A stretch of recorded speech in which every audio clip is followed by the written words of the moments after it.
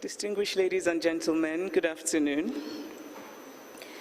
When my daughter was born, I told myself that I will try very hard to make sure she did not get malaria before she turned 6.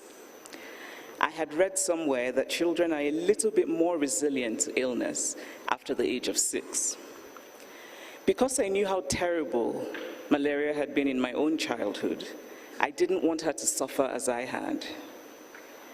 So every day I would very meticulously spray her skin with insect repellent, her ears, her toes, her neck. And so instead of those deliciously innocent scent of babies, like fresh talcum and lavender, my daughter smelled of insect repellent. I often examined the mosquito window netting, checking for holes. A frequent refrain that friends and family heard from me when they visited our Lagos home was, "Mechu's also maka mosquito." Shut the door quickly because of mosquitoes. My daughter will turn 7 this October, and she has never had malaria. This, for me, is a very tiny example of what can be achieved when we put our minds to it. I remember a cousin telling me it didn't matter what I did, that my daughter would get malaria because, well, everyone gets malaria. Malaria is so common that we think we have to have it, but we don't have to. Malaria can disappear from our lives forever. Malaria has been eliminated in 40 countries so far, with China being the 40th this year. But for us in many parts of Africa, it has not. And malaria is not the only disease which needlessly plagues millions of lives. Many gains have been made in the fight against malaria, but we must keep pushing to the final finish because this parasite is very clever, which is why malaria has existed on Earth as long as we humans have.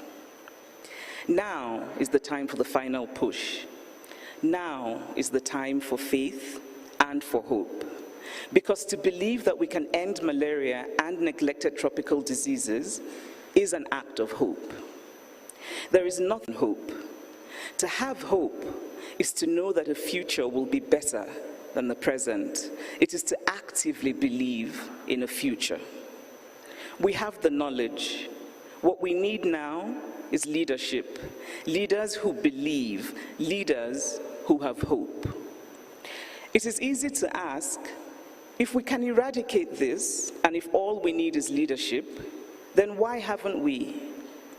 It is not because leaders are bad people who want malaria and diseases to continue to ravage this continent. It is because leadership is difficult. It is about making choices, about challenges to budgets, about deciding what to make a priority. We must make ending malaria and other tropical diseases a priority because we know it can be done. We know malaria kills. It is catastrophic when a person dies of an illness, but there is an added pain and poignancy when that person dies of a disease that is completely curable. Across this beautiful continent of ours, so many children have died of malaria. Those children did not have to die. Imagine what we have lost as a community, as a continent, as a people.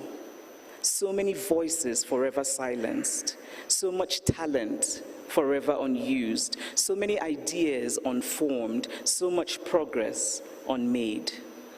Still, a disease does not have to kill to have a profoundly debilitating effect on individual lives and on economies. The labor lost to the lethargy of malaria, the lack of faith and hope, the resignation that so many people like my cousin have, who believe that malaria is inevitable.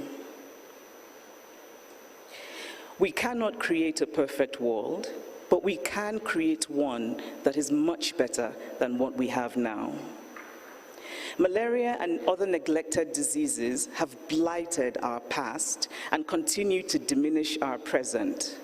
We've had enough. We must refuse to let these diseases steal our future. And thinking of this makes me remember my beloved father's words. My father was a professor of statistics. I have never liked mathematics. And once I took practice exam papers to my father, and I complained about all of the problems that I could not solve. And he said to me, "Show me the problems that you can solve." And I did. And then he said, "When you get into the exam, first go through and solve what you are sure that you can solve, and then afterwards go back to the others and try solving them before your time is up." Our world today is bruised and battered by COVID. We are still learning about COVID, and it is of course imperative that we understand COVID. But we already understand malaria and other neglected tropical diseases. We can solve them. Sometimes it is an act of courage to believe that something that can be solved can in fact be solved. We need courage. If we eradicate malaria and other tropical diseases, our health clinics would be strengthened and would be able to focus on the things we do not fully know, on other diseases we do not yet fully understand. Because sadly, other pandemics will come in the future. It feels wrong, morally wrong, to know that we live in a modern world of self-driving cars and drones and visits to space. And yet, these ancient diseases, these diseases that we know can be conquered because they have been conquered in different parts of the world, are still killing so many people in the Commonwealth. This is the time to show what can happen with a collective will. And it has to be collective because mosquitoes and those diseases do not recognize borders. We can indeed, in the most literal sense, not only change the world, but change the world on a truly magnificent scale. Imagine what we would unleash across the Commonwealth, across this beautiful continent, if we eradicated malaria and other tropical diseases. We can craft a new future for our people. It can be done in our lifetime.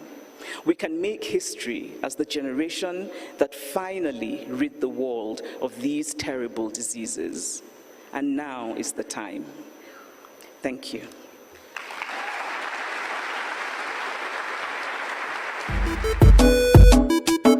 I'm a king, yes, I'm a king, I think